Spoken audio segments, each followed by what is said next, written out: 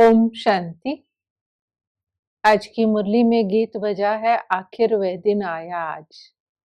तो बाबा ने कहा कि तुम बच्चों को अंदर ही अंदर जो गीत बजता है उसका अर्थ निकालना चाहिए। बाबा ने कहा 1 सेकंड में इसका अर्थ निकाल सकते हैं, है ना। जैसे आखिर वह दिन आया आज, तो टाइम की बात है इसमें। तो बाबा ने कहा कि ये जो बेहद का ड्रामा है, ये बहुत बड़ी घड़ी है। जैसे भक्ति मार्ग होता है तो भक्ति मार्ग में भगवान को पुकारते हैं, हे भगवान कब आओगे कब आओगे, है ना। जैसे बाबा ने उसका एग्जाम्पल दिया कि जैसे किसी का कोई कोर्ट में केस चल रहा होता है, तो वो भी क्या वेट करता है कि कब मेरी सुनवाई होगी, कब मेरा ये कोर्ट में जो केस चल रहा है इसका रिजल्ट आएगा, कब सुनवाई होगी हमारी, है ना। जब तो बाबा ने कहा है ऐसे ही तुमने भी जो है बाबा के कोर्ट में केस डाला हुआ है। वो सबसे बड़ा कोर्ट है ना, क्योंकि बाबा सुप्रीम जज है। तो बाबा ने कहा कि क्या केस डाला हुआ है कि रावण ने आपको बहुत दुखी किया हुआ है ना, कि रावण राज्य में हम बहुत दुखी हैं। तो बाबा कहते हैं, आप भी कहते हो कि हे भगवान आओ ना, भक्ति में पुकारा, आओ आकर हमें इन दुखों से छुड़ाओ। तो हमारी कब सुनवाई होगी, कब भगवान हमारी बात सुनेगा। तो बाबा ने कहा कि आखिर एक दिन भगवान आता है, सुनवाई होती है, भक्तों की भी सुनवाई होती है, भगवान आता है। तो बाबा ने कहा कि लेकिन मैं अपने एक्यूरेट समय पर आता हूँ, मेरा समय है आने का और मैं उस समय ही आता हूँ और बच्चों की जो सुनवाई है वो सुनता हूँ। तो बाबा ने कहा कि बच्चों को ये भी पता नहीं था कि उनको दुख देने वाला कौन है। तो बाबा कहते हैं, मैं ही आकर के समझाता हूँ कि द्वापर से तुमको दुख देने वाला रावण है और बाप आया है तुम्हें इन दुखों से छुड़ाने के लिए। इसलिए बाबा ने कहा मैं अपने एक्यूरेट टाइम पर आता हूँ। इसलिए बाबा ने एक्यूरेसी को भी कहा कि हर एक यज्ञ का कार्य एक्यूरेट होना चाहिए, क्योंकि बाबा को क्या पसंद है, एक्यूरेसी। और बाबा कहते हैं मैं खुद भी बड़ा एक्यूरेट हूँ कि ड्रामा में 1 सेकंड का भी ऊपर नीचे नहीं हो सकता है। तो ये जैसे बाबा ने कहा कि ड्रामा जो है, ड्रामा बड़ा एक्यूरेट बना हुआ है और बाबा अपने एक्यूरेट टाइम पर आते हैं और सुनवाई होती है। फिर बाबा ने ये भी बताया कि तुम बच्चे जो हो कैसे रावण पर जीत पाते हो, है ना। तो बाबा वो विधि भी सिखलाते हैं। तो वो बाबा ने कहा कि साइलेंस का बल, शांति के बल से, है ना, शांति के बल से, साइलेंस के बल से तुम साइंस पर विजय प्राप्त करते हो, साइंस के बल पर। क्योंकि बाबा ने कहा कि ये साइंस जो है ये विनाशकारी है, इसके द्वारा विनाश होगा। और दूसरा बाबा ने कहा कि बाहुबल से कोई भी जो है इस विश्व का मालिक नहीं बन सकता है। तो बाबा ने कहा ये बात जो है आप प्रदर्शनी में लिख दो। फिर बाबा ने सेवा के लिए भी हम बच्चों को प्रेरणा दी। बाबा ने दिल्ली को याद किया। बाबा ने कहा दिल्ली में बहुत सेवा हो सकती है क्योंकि दिल्ली कैपिटल है। और बाबा ने कहा भविष्य में भी जब तुम्हारा सतयुग होगा तो उसमें भी दिल्ली कैपिटल होगी, लेकिन नाम क्या होगा, परिस्तान। फिर बाबा जैसे बता रहे थे कि साइलेंस के बल से हम स्थापना कर रहे हैं। तो 2 बल बाबा ने और बताए। बाबा ने कहा एक तो शांति का बल और दूसरा ज्ञान का बल। इन 2 बल से स्थापना हो रही है ना। जैसे बाबा ने कहा लौकिक में भी कोई पुलिस सुपरिटेंडेंट कैसे बनता है ना, ज्ञान के बल से, पढ़ाई से उसके अंदर बल आ जाता है, स्टेटस में पावर होती है ना। इस तरह से बाबा ने कहा कि सर्विस के लिए, स्थापना के लिए बल चाहिए।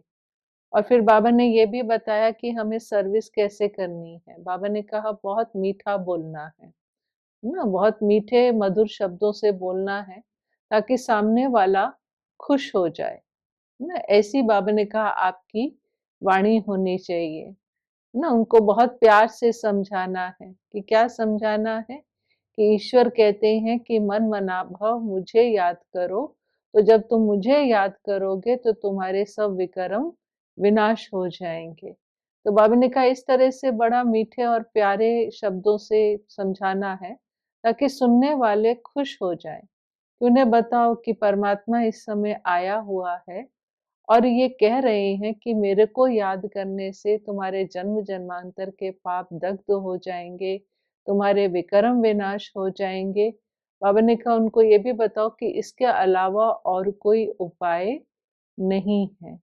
तो इस तरह से बाबा ने कहा कि बहुत मीठे शब्दों में आपको ये ज्ञान देना है, अर्थात सर्विस करनी है।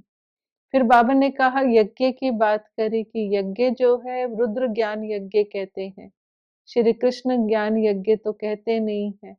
तो रुद्र कौन है? रुद्र तो शिव बाबा है ना। तो रुद्र ज्ञान यज्ञ माना कि उनको ये बताओ कि रुद्र शिव बाबा है, तो कृष्ण का यज्ञ नहीं है। ये किसका यज्ञ है?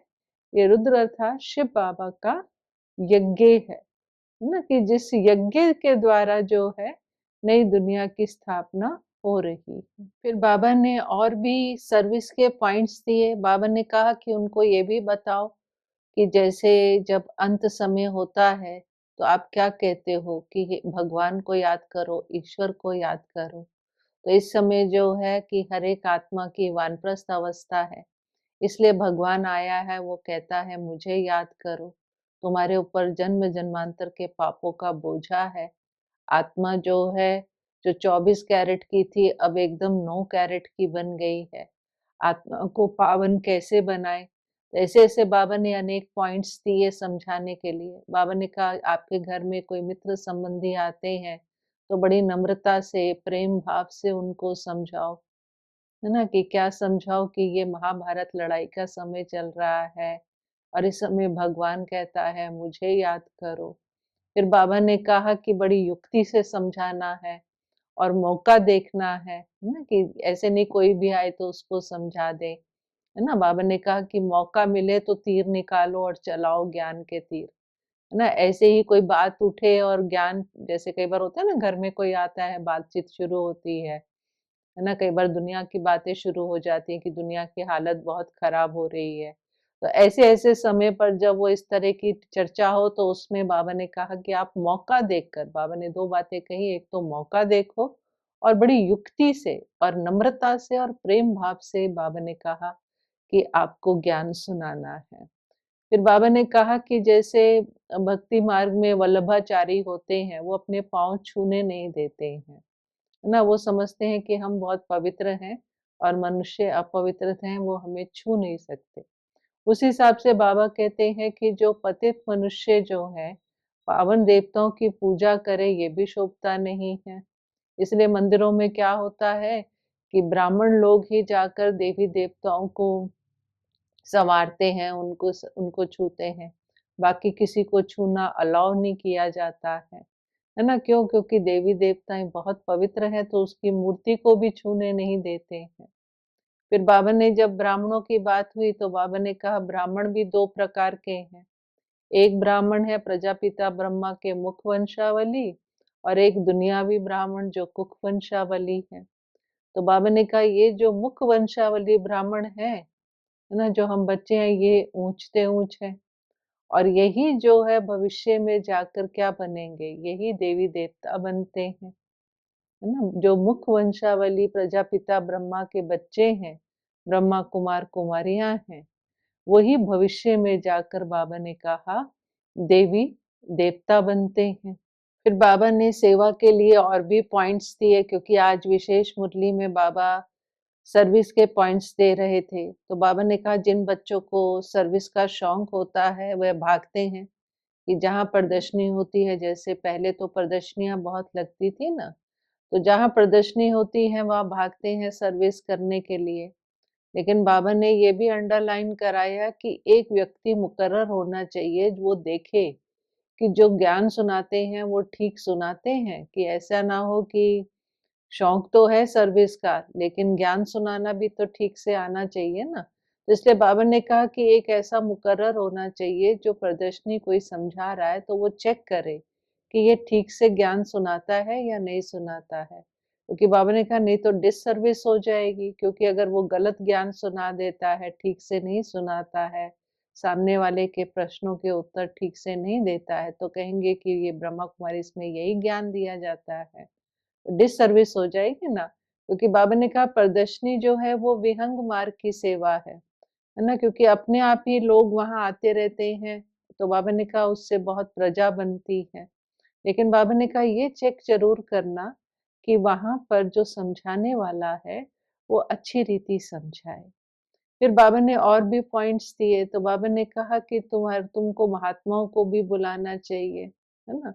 और उसमें जैसे बाबा ने कहा कि उनको बताओ कि ये रुद्र ज्ञान यज्ञ है ना? कि और भगवान क्या कह रहा है कि भगवान कह रहा है मन मनाभव मुझे याद करो, है ना? कि ब्रह्मा के तन द्वारा जो है शिव बाबा आए हैं, ब्रह्मा के तन द्वारा जो है ज्ञान रतन दे रहे हैं, है ना? बाबा ने कहा ये कैसे सिद्ध होता है? तभी तो शिव जयंती मनाते हैं।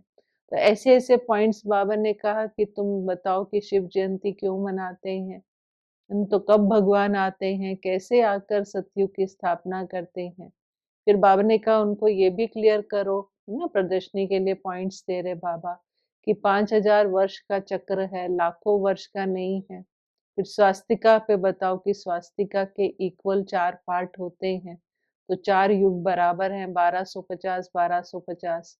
तो बाबा ने कहा आपके पास तो एक्यूरेट तिथि, तारीख सब कुछ है ना? तो ऐसे-ऐसे बाबा ने कहा कि पॉइंट्स बाबा ने दिए कि जो बाबा ने कहा सर्विस में यूज़ करें, अर्थात जो भी प्रदर्शनी में आता है, उसको आपको ये ज्ञान के पॉइंट्स समझाने हैं। फिर बाबा ने ये भी कहा कि उनको एम ऑब्जेक्ट भी बताओ, क्योंकि बहुत से लोगों को होता है कि आपका एम ऑब्जेक्ट क्या है?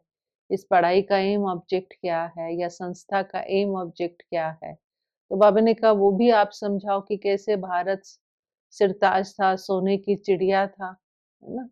तो बाबा ने कहा उनको बताओ देखो राजाएँ जो होकर गए, माना द्वापर के भी राजाओं के जो ताज थे उसपे कितने हीरे लगे हुए थे, करोड़ों रुपए के वो हीरे होते थे। आज तो बाबा ने कहा सब आर्टिफ़िशियल है ना? और आर्टिफ़िशियल में तो कोई सुख नहीं है, इसलिए सन्यासी क्या कह देते कि ये सुख कागविष्टा के समान है और जंगलों में चले जाते। तो वो बाबा ने कहा उनको बताओ कि भारत क्या था और आज भारत क्या हो गया है। जिसको बाबा कई बार कहते हैं भारत के उत्थान और पतन की कहानी।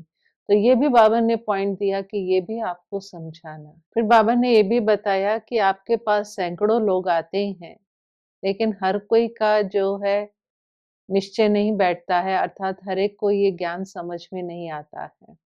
क्योंकि बाबा ने कहा अगर उसको समझ में आ जाए कि भगवान आया हुआ है, बाबा पे निश्चय बैठ जाए, ये बात समझ आ जाए कि ब्रह्मा के तन में शिव बाबा आया हुआ है, तो बाबा ने कहा उसको मस्ती चढ़ जाए, है ना? और वो क्या करे? बाबा ने कहा वो भागा हुआ आए मधुबन बाबा से मिलने के लिए।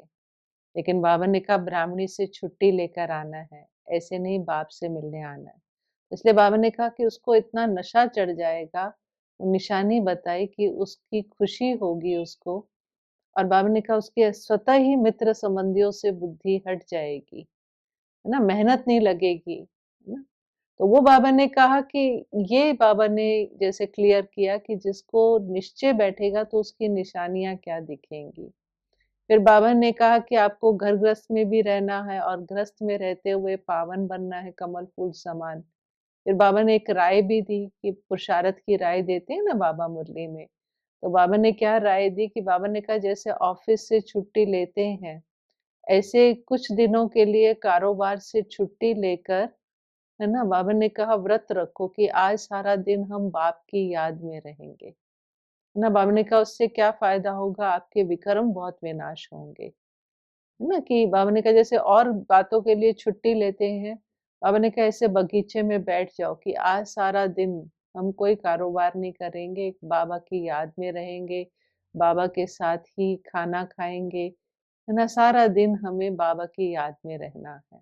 तो बाबा ने कहा ऐसा व्रत भी ले सकते हैं, वरना ये बाबा ने राय दी, ना पुरुषार्थ के लिए या अवस्था बनाने के लिए। जैसे मौन भट्टी करते हैं, है ना? जैसे मधुबन में भी होता है कि सारा दिन सेवाओं में रहते हैं, तो फिर बीच में जब ऑफ सीज़न होता है, तो उसमें क्या करते हैं सब सेवाओं से छुट्टी लेकर, है ना? मौन भट्टी करते हैं, भट्टियाँ रखते हैं। भाव क्या है भट्टी का कि कुछ दिन और कुछ ना करें, एक बाबा की याद में रहें। लेकिन बाबा ने कहा इसमें माया विघ्न डालेगी, लेकिन आप पुरुषार्थ करते रहना, एक दिन आपकी विजय हो जाएगी, है ना? फिर लास्ट में बाबा ने ये भी फिर से सर्विस के लिए कहा कि जैसे बाबा ने कहा कि आपकी ड्यूटी है कि आप बाप की याद माना मनुष्य आत्माओं को बाबा का मैसेज दो कि तुम्हें बाप को याद करना है। बाबा ने कहा आपने मैसेज दिया तो आपकी रिस्पॉन्सिबिलिटी पूरी हो गई। अर्थात उसके बाद वो याद करे ना करे उसमें फिर हमारे ऊपर नहीं आएगा, जिसको बाबा कई बार कहते हैं ना नहीं तो आपको लहना देंगे। इसलिए बाबा ने कहा आप अपना मैसेज दे दो तो आपकी रिस्पॉन्सिबिलिटी पूरी हो जाएगी। आज के वरदान में बाबा ने कहा कि चलते फिरते फरिश्ता स्वरूप का साक्षात्कार कराने वाले साक्षात्कार मूर्त था।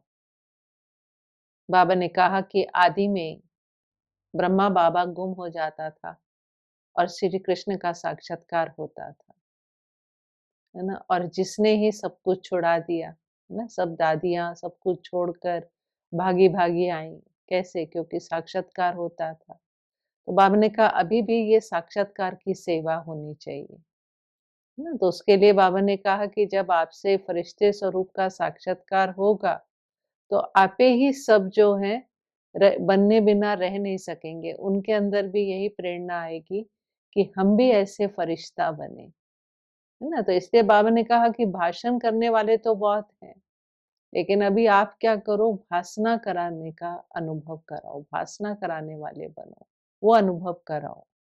तो बाबा ने कहा कि सब कहेंगे कि ये जैसे अल्लाह लोग हैं। और आज के स्लोगन में बाबा ने कहा कि रूहानी मौज का अनुभव करते रहो, तो कभी भी भूंजेंगे नहीं। ओम शांति।